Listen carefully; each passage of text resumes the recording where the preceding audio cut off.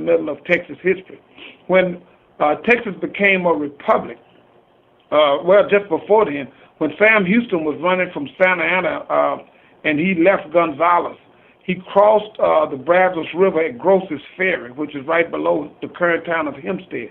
And it was actually Gross's enslaved Africans that actually helped Sam Houston gather his troops up, help them get their horses ready, ammunition ready, food supplies, and they burned Gross's Ferry, which caused Santa Ana to change his plans in that chase after Sam Houston. So this was a part of that history. When Texas gained its independence, it was the president of the Republic of Texas, Marabou Lamar, asked Edwin Waller to choose the site for the new capital of the Republic. And Edwin Waller chose the current site of Austin and became the first mayor of Austin, Texas.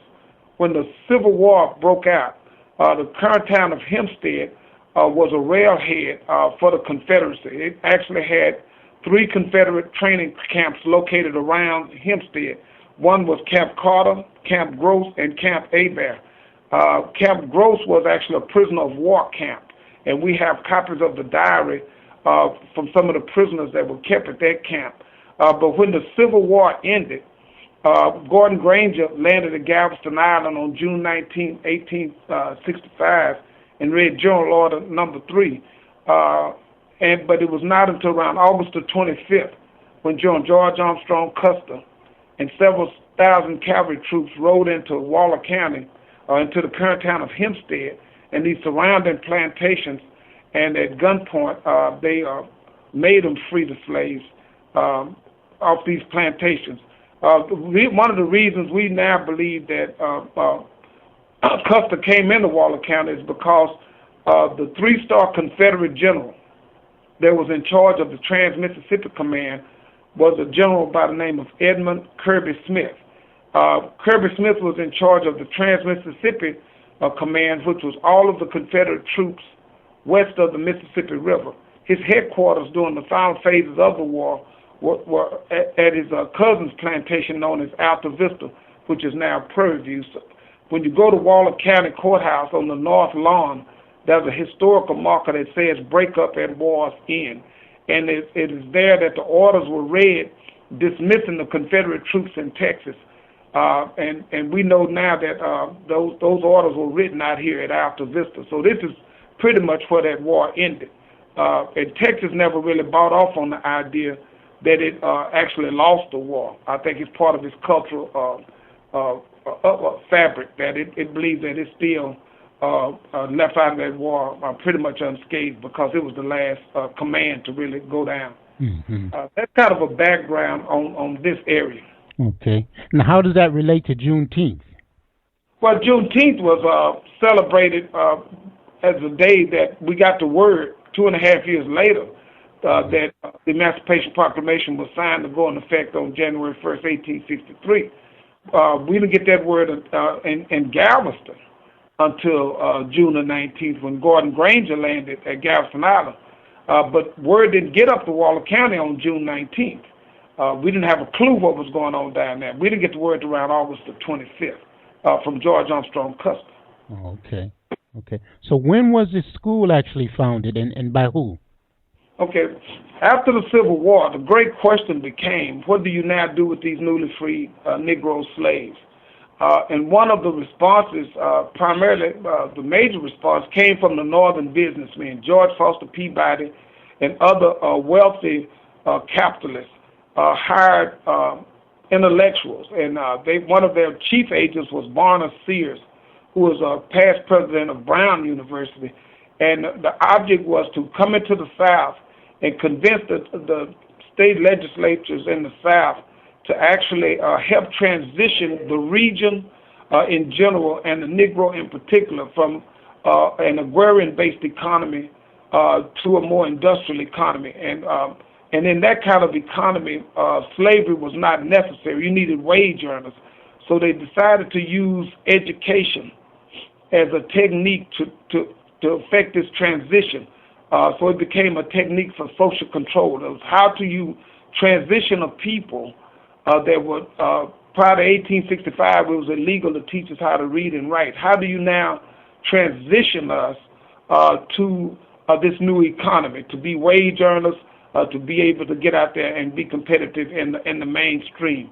And so they were able to do that by using the Moral Land Grant College Act. And in the southern states, they did not want to go to school with black folks. In the northern states, like at Cornell University and Rutgers and other universities that were land grants, men could of African descent could attend those schools. But in the South, they said, no, we'll create two. So in the southern states, you got two land grants. In Texas, it's Prairie View A&M University and Texas A&M University. Texas A&M University was created in the Texas Constitution of 1876 in the regular session. And they forgot about Prairie View, and they had to come back in a special session. And on August 14th, 1876, they created Alta Vista College for colored youth. And this was primarily done because you had black men that were members of the Texas legislature during that period. One in particular was William H. Holland, who was out of Hempstead. He was a state representative out of Hempstead, and he is known as the father of Prairie View. He actually pushed to make sure that that provision was in that Constitution. And so it was. So Prairie View and Texas A&M were under the same system. The president, the governor of Texas, Richard Koch, wrote to Jefferson Davis, the former president of the Confederacy, and invited him to come into Texas and be the first president of both Texas A&M and Prairie View. Jefferson Davis respectfully declined, and but said he was going to send a man out of Mississippi. So he sent Thomas Garthright, who was the past Grand Master of the Masonic Lodge of Mississippi, and he brought a colored man also out of Mississippi, L.W. Minor. So Thomas Garthright was the first president of both Texas A&M University and Prairie View, and he brought our first principal, which was L.W. Minor. So they both came on the recommendation of Jefferson Davis. Okay. So in those early years, what kind of programs were being offered in the school? Well, that was the great debate. You know, the idea was to bring the students in and teach them the basics of what would be called a New England education. But then the Southerners couldn't grasp this notion that black folks needed this information. So that debate raged, and so eventually they adopted the model out of Hampton and Tuskegee of industrial education, because those that were a part of the northern aristocracy, the wealthy, and the southern wealthy and the southern intellectuals agreed that Negroes needed to know how to work. So there was a carefully constructed system of industrial education based upon that Tuskegee and Hampton model. So in the early years, we taught both. We had to get people ready because they did not have the equivalent of a high school education to really be coming to college. So we didn't start giving out diplomas until like 1885. Mm-hmm. We were bringing them in and teaching them the basics. And those students, bless their hearts, were going back to small country towns like Luland, Gonzales, Ateen, Tenney Creek, and they were actually teaching all grades in those one-room schoolhouses. And so they did not have the equivalent of what we would call a high school education, but Prairie View operated what they called like a normal school, which was really basically teaching them the basics. And then they would eventually infuse in that curriculum home economics, industrial education, but a lot of it was based upon labor. Okay. How many students are enrolled today, and what percentage is African American? Well, we have our enrollment varies, but it averages out about 8,900 students.